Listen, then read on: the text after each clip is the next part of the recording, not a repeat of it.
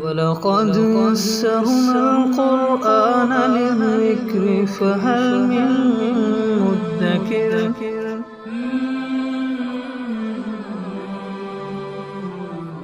سورہ آل عمران آیت نمبر 149۔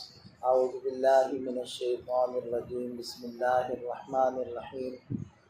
یا ایہا الذین آمنوا ان تطیعوا الذین کفروا یردوکم علی اعقابکم فتنقلبوا خاسرین بل اللہ مولاکم وہو خیر الناصرین۔ اے ایمان والو، اگر تم ان لوگوں کی بات مانو گے جن لوگوں نے کفر کیا تو وہ تمہیں تمہاری ایڑیوں کے بل دوبارہ کفر کی طرف لوٹا دیں گے۔ پھر اگر تم کفر کی طرف لوٹ گئے تو تم سخت نقصان کے اندر پڑ جاؤ گے۔ یہ لوگ تمہارے خیر خواہ نہیں ہیں، بل اللہ مولاکم، بلکہ اللہ تعالیٰ تمہارے حامی و ناصر ہیں، وہ خیر الناصرین، اور وہ بہترین مددگار ہیں۔ یہ ایک مطلق ضابطہ بھی ہے کہ جیسے کہ مختلف مقامات پر اللہ تعالیٰ نے کفار سے قلبی دوستی لگانے سے منع کیا ہے کہ دلی محبت کفار سے قائم نہیں کرتی، غیر مسلم سے قائم نہیں کرتی۔ ہاں، ایک ہمدردی کا، ایک رواداری کا معاملہ وہ چلتا ہے، وہ ہو سکتا ہے۔ کسی کو قرض دینا ہے، غیر مسلم ہے، دیا جا سکتا ہے۔ کسی کو نفلی صدقہ دینا ہے تو نفلی صدقہ بھی دیا جا سکتا ہے، قربانی کا گوشت بھی دیا جا سکتا ہے۔ اور کسی ان کو کوئی خوشی ملی ہے مذہبی خوشی سے ہٹ کر تو مبارکباد بھی دی جا سکتی ہے، اس کو مٹھائی بھی کھلائی جا سکتی ہے، اس کی مٹھائی کھائی بھی جا سکتی ہے، وغیرہ وغیرہ۔ یہ ساری چیزیں جائز ہیں، لیکن قلبی تعلق، دل کا رشتہ، وہ کسی غیر مسلم سے قائم کرنا یہ درست نہیں، یہ جائز نہیں۔ اور پھر آگے بڑھ کر، اس سے بھی آگے چل کر ان کی بات ماننا اور یہ سمجھنا کہ شاید یہ ہمارے خیر خواہ ہیں، یہ ہمارے لیے بہتری سوچ رہے ہیں، ایسا کبھی بھی نہیں ہو سکتا۔ وہ لوگ کبھی بھی خیر خواہ ہو ہی نہیں سکتے، اور بظاہر ان کے جو الفاظ ہوں گے بڑے خوبصورت ہوں گے، جیسے مختلف زمانوں میں نعرے نکل کر آتے رہتے ہیں، تو وہ ان کے ٹائٹل، ان کے الفاظ کتنے خوبصورت ہوتے ہیں، یوں لگتا ہے کہ جیسے یہ ہمارے بڑے ہی بہی خواہ ہیں، ہمارا بڑا بھلا چاہتے ہیں، لیکن ان نعروں کے اندر کیا زہر بھرا ہوا ہے، تو وہ جب انسان سنتا ہے تو حیران رہ جاتا ہے۔ تو مطلق طور پر اللہ تعالیٰ نے یہ فرما دیا، ایمان والو تم لوگ کافروں کی کبھی بات نہ ماننا، کیونکہ وہ اس وقت تک خوش نہ ہوں گے جب تک کہ وہ تمہیں دوبارہ کافر نہ بنا دیں۔ اب دیکھیں کہ احد کا میدان ہے اور مسلمانوں کو ہزیمت ہوئی، ابتدا میں فتح ہوئی، اور پھر اس کے بعد مسلمان شکست کھا گئے، تو اور ایک خبر مشہور ہوگی کہ حضور نبی کریم صلی اللہ علیہ وسلم شہید ہو چکے۔ تو جنگ کا میدان ہے، اس جنگ کے میدان میں منافقین سچے مومنوں کو کیا کہہ رہے ہیں کہ چلو جن کی وجہ سے یہ سارا کچھ تھا، یہ لڑائی ہو رہی تھی، وہ تو شہید ہو گئے، تو اب ہم دوبارہ اپنے اسی دین کی طرف لوٹ جاتے ہیں جس کو چھوڑ کر ادھر آئے تھے، اور جس کی وجہ سے یہ سارے جھگڑے بن رہے ہیں، تو جھگڑے کی بنیاد ہی ختم کرتے ہیں، دوبارہ اسی مذہب کی طرف لوٹ گئے۔ یہ میدان بدر کے اندر، یہ میدان احد کے اندر یہ باتیں منافقین کر رہے ہیں ایمان والے۔ تو اللہ تعالیٰ فرمائے ان کی باتیں نہ ماننا، یہ تو تمہیں کافر بنا کر چھوڑے۔ وَلَن تَرْضَىٰ عَنْكَ الْيَهُودُ وَلَا النَّصَارَىٰ حَتَّىٰ تَتَّبِعَ مِلَّتَهُمْ، یہ یہود اور نصارہ اس وقت تک تم سے خوش نہیں ہوں گے جب تک کہ تم ان کی ملت اور ان کے دین کی اتباع نہ کر لو۔ بل اللہ مولاکم، یہ بظاہر تمہیں اپنا خیر خواہ ہونا بتلاتے ہیں، حقیقت یہ ہے کہ اللہ تعالیٰ تمہارا حامی و ناصر ہے، وہ حقیقت میں تمہارا مددگار ہے، وہ خیر الناصرین، وہ بہترین مدد کرنے والا ہے۔ آج اگر آپ دنیا کے نقشے کے اوپر تھوڑی نگاہ ڈالیں تو مسلم جتنے بھی ممالک ہیں سارے کے سارے وہ کفار کے نصارہ کے نرغے میں. وجہ کیا ہے کہ مسلم کو چھوڑ کر غیر مسلم سے مدد مانگی اور اس نے بظاہر مدد کی، آگ بھی خود لگائی اور بظاہر مدد کے لیے بھی خود آیا، لیکن مدد کی شکل کے اندر انہوں نے کیا کیا، ان علاقوں کے اوپر قبضہ کر لیا اور مستقل طور پر اپنی چھاؤنی بنا لی. اب ان کی نگرانی کے بغیر کوئی نقل و حرکت ہوتی نہیں.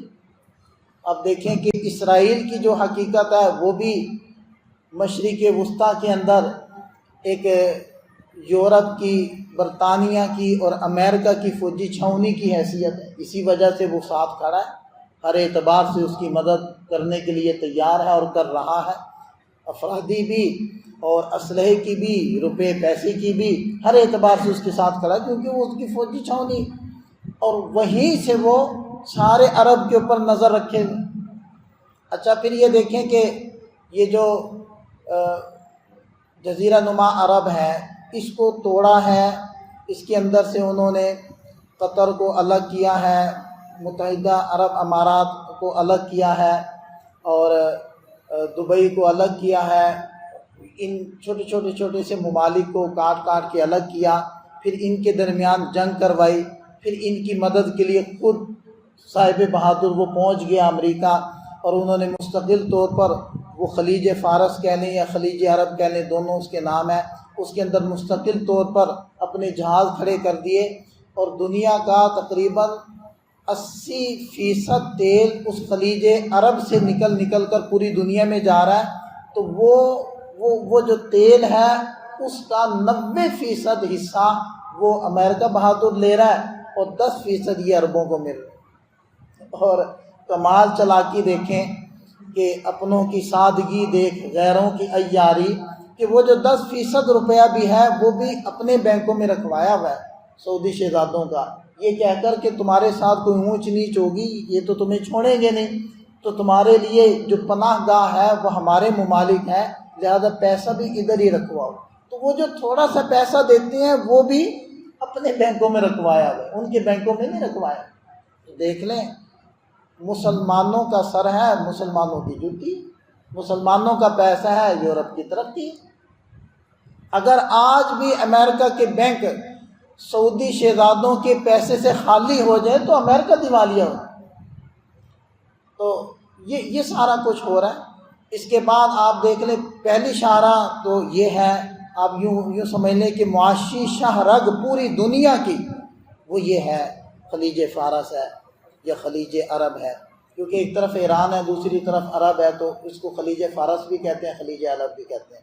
اچھا دوسری بڑی شاہ رگ کہیں جس کو، دنیا کی مصروف ترین بحری سڑک، وہ جو بحر احمر، نہر سوئز، جو مصر کے پاس سے نہر سوئز نکالی، سوئز ایک علاقہ ہے مصر میں، تو اس کے نام سے وہ موسوم کی ہے یہ سڑک، مطلب مصنوعی نہر کھودی ہے تاکہ بحیر احمر کے ذریعے سے بحر ہند کو بحر روم کے ساتھ ملایا جائے.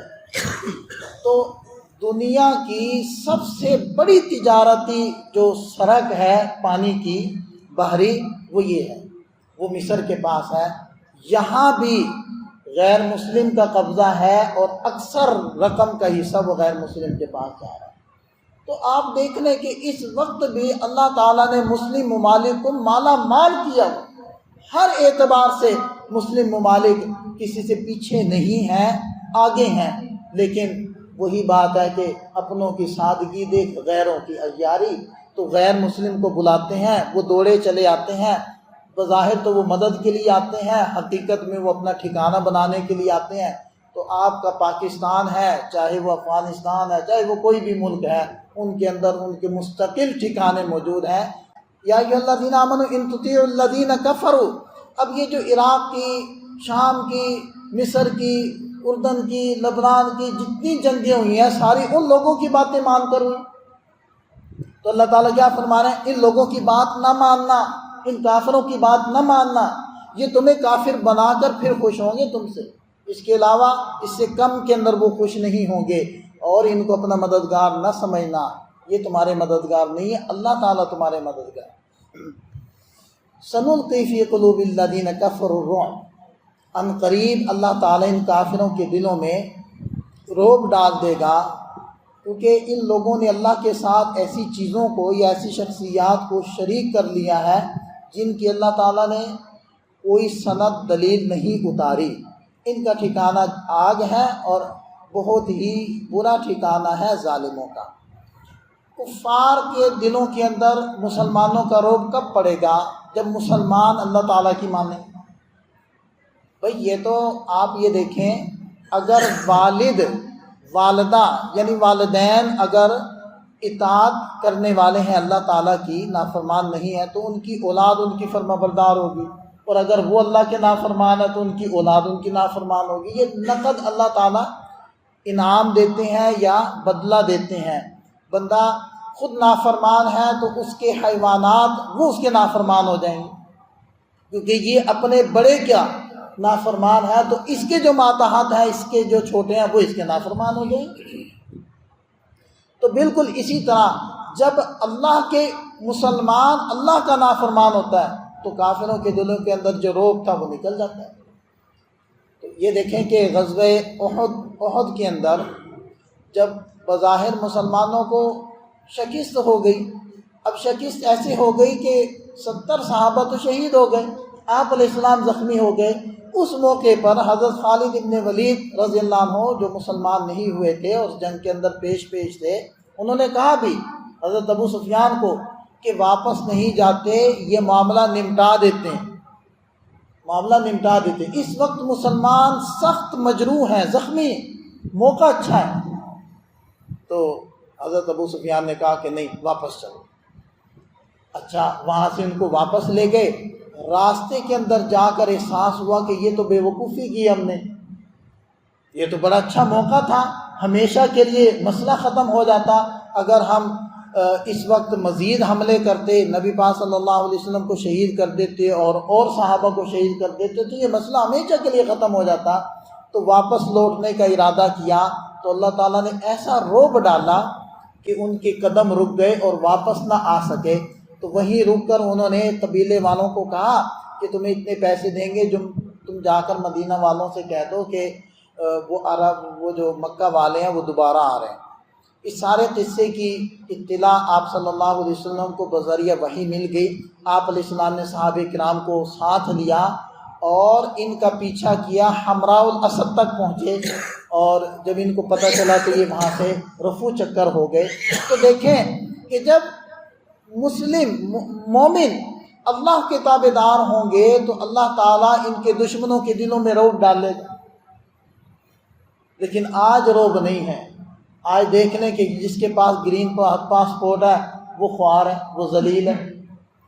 تو مسلمان ہو کر خوار ہے، کیونکہ جب نافرمانی کریں گے، دیکھیں غیر مسلموں کے لیے کوئی بھی راستے ہیں ترقی کے، کوئی بھی راستے ہیں پنپنے کے عالم کے اندر، مسلمان کے لیے ایک ہی راستہ ہے بس، اور وہ ہے کہ جس کا کلمہ پڑا ہے اللہ کی اطاعت، نبی پاک صلی اللہ علیہ وسلم کی پیروی، اگر اس سے ہٹے گا جتنے مرضی وہ ہاتھ پاؤں مار لے، وہ کبھی بھی عالم کے اندر ترقی نہیں کر سکتا اگر اس نے کلمہ پڑھ لیا۔ ہاں، اگر وہ غیر مسلموں کے جو راستے ہیں یا اسباب ہیں ان کے ذریعے سے ترقی کرنا چاہتا ہے تو اس کو کلمہ چھوڑنا پڑے گا۔